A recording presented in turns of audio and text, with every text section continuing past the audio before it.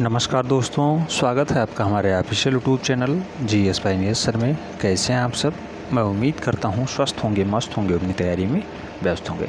But आज की जो क्लास है ये टीजीटी पीजीटी कला को निरूपित है और टेस्ट पेपर 24 है। इससे पहले 23 टेस्ट पेपर हो चुके हैं। मैं उम्मीद करता हूँ आप लोग इसे मेनटेन कर चुके होंगे, लिखना कर चुके होंगे। ठीक है, तो टेस्ट पेपर 24 में भी 20 क्वेश्चन समाहित हैं और सभी के सभी प्रश्न महत्वपूर्ण हैं, आने की प्रबल संभावनाएं रखते हैं, इसीलिए आपको कराया जा रहा है।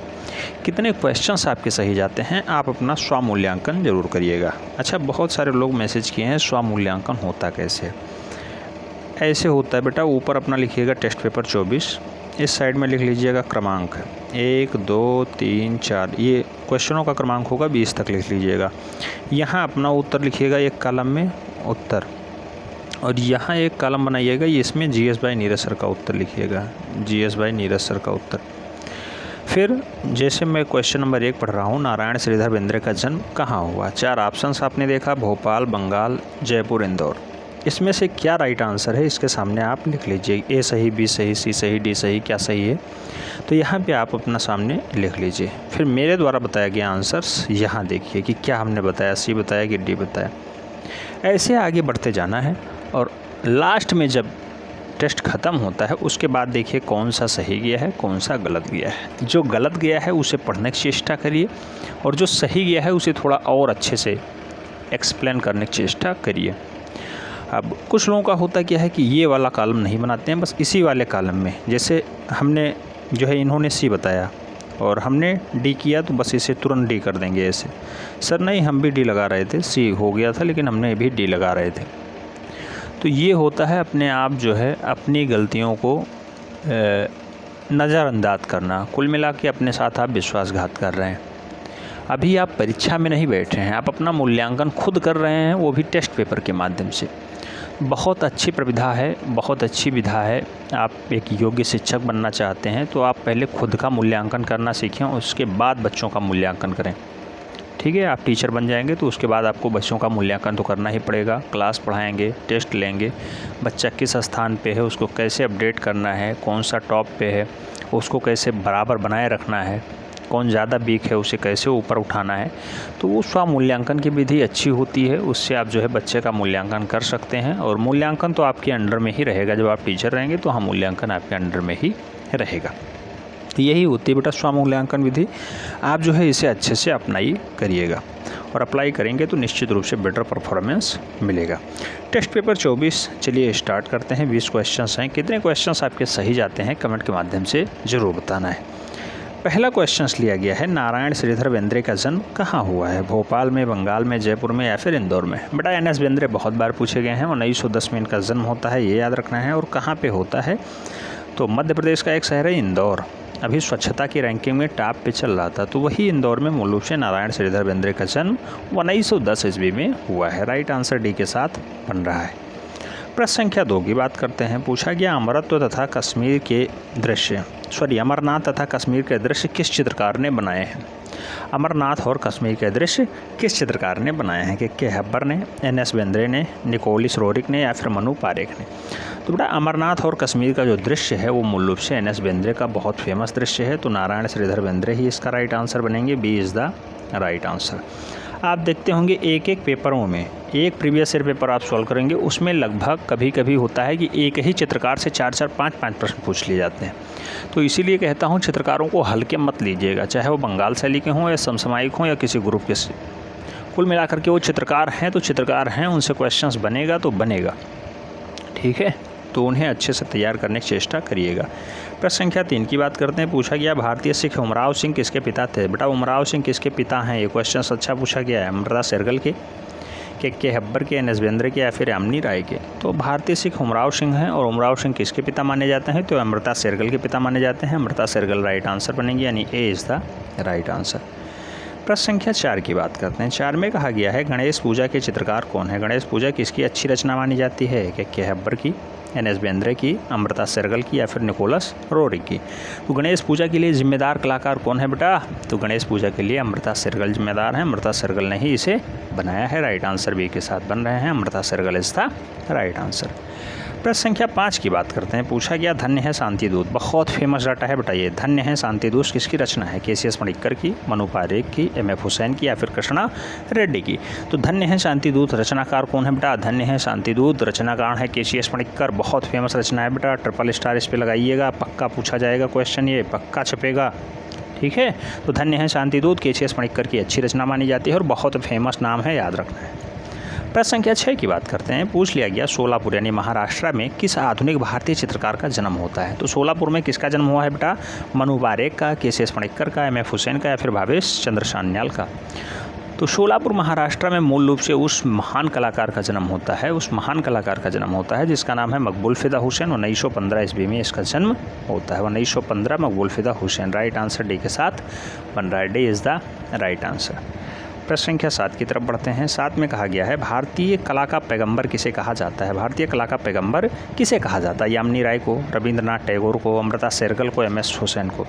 तो बेटा भारतीय कला का पैगंबर मूल रूप से किसे मान लिया जाता है? तो ये यामिनी राय मूल रूप से कहा जाता है। नहीं, यामिनी राय ही राइट आंसर बनेगी। भारतीय कला का पैगंबर इन्हें कहा जाता है। राइट आंसर ए के साथ बन रहा है, A is the right answer. प्रश्न संख्या 8 की तरफ बढ़ते हैं। 8 में कहा गया तूफान में यात्रा, बहुत फेमस दृश्य है ये। तूफान में यात्रा किसकी प्रसिद्ध रचना है? तूफान में यात्रा किसकी प्रसिद्ध रचना है? ऑप्शन है मनीषी डे, राम गोपाल विजयवर्गीय, मुकुल चंडे या फिर सुधीर रंजन खासगीर। तो तूफान में यात्रा करने का जो मौज है वो सुधीर रंजन खासगीर ने उठाया है, तो सुधीर रंजन खासगीर ही इसके चित्रकार हैं। तूफान में यात्रा सुधीर रंजन खासगीर की अच्छी रचना मानी जाती है। राइट आंसर सी के साथ बन रहा है। प्रश्न संख्या 9 की बात करते हैं। 9 में पूछा गया लक्ष्मी तथा पुण्य प्रचारिका किसकी रचना है? बेटा लक्ष्मी और पुण्य प्रचारिका किसकी रचना मानी जाती है?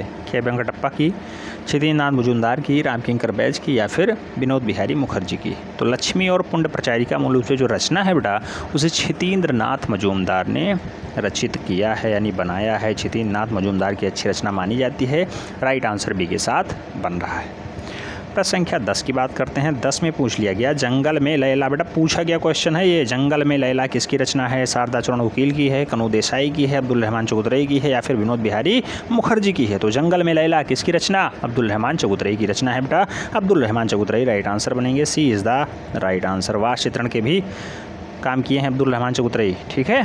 प्रश्न संख्या 11 की तरफ बढ़ते हैं। 11 में पूछा गया केशव महेश बसावन किसके चित्रकार थे? बेटा केशव महेश और बसावन मूल रूप से किस दरबार के चित्रकार हैं? तो मुगल शैली के हैं। मुगल शैली में किस राजा के दरबारी चित्रकार रहे हैं? तो अकबर, औरंगजेब, बाबर, शाहजहां। राइट आंसर किसके साथ जाएगा? तो केशव महेश बसावन। बसावन का नाम आ गया, बा से बसावन, बा से अकबर, बा से बसावन, आ से अकबर बेटा। तो अनपढ़ राजा अकबर के दरबार में महेश भी रहे हैं, केशव भी रहे हैं, बसावन भी रहे हैं, सब अच्छे अच्छे चेहरे हैं और अकबर के दरबार में रहे हैं। तो राइट आंसर जो है ए के साथ बन रहा है, A is the right answer यानी Akbar is the right answer. Next प्रश्न संख्या 12 की तरफ बढ़ते हैं। 12 में पूछा गया शेख फुल सूफी संत का चित्रण किसने किया है? शेख फुल सूफी संत का चित्रण किसने किया है बेटा? तो शेख फुल सूफी संत का चित्रण किसके द्वारा हुआ है? मनोहर के द्वारा, मंसूर के द्वारा, बसावन के द्वारा या फिर बिशन दास के द्वारा? तो शेख फुल सूफी संत का जो चित्रण है बेटा वो मूल रूप से बिशन दास का है। राइट आंसर डी के साथ बन रहा है, D is the right answer. प्रश्न संख्या 13 की तरफ बढ़ते हैं। 13 में पूछ लिया गया जयपुर शैली में किस रंग का प्रयोग सबसे ज़्यादा हुआ है? सबसे ज़्यादा हुआ है तो जयपुर शैली में कौन से रंग का प्रयोग सबसे ज़्यादा हुआ है? हरा, पीला, नीला, स्वर्ण। बड़ा जयपुर शैली में मूल रूप से हरे रंग का प्रयोग खूब अच्छे से किया गया है, तो हरा रंग ज़्यादा राइट आंसर बन रहा है, A is the right answer हो जा रहा है। नेक्स्ट प्रश्न संख्या 14 की तरफ बढ़ते हैं। 14 में कहा गया आगामीकर किसका शिष्य था? तो बेटा आगामीकर मूल रूप से किसका शिष्य माना जाता है? आगामीकर किसका शिष्य था? ऑप्शंस में है मंसूर का, बेहजाद का, कारिजा का या फिर मनोहर का। तो आगामीकर मूल रूप से जो शिष्य माना जाता है वो बेहजाद का शिष्य माना जाता है, इसी के साथ ही आता है और हुमायूं के दरबार में नहीं, हुमायूं नहीं, किसके दरबार में? बाबर, बाबर के दरबार में बैठता है। आगामीकर मूल रूप से बेहजाद का शिष्य माना जाता है। राइट आंसर सी के साथ बन रहा है।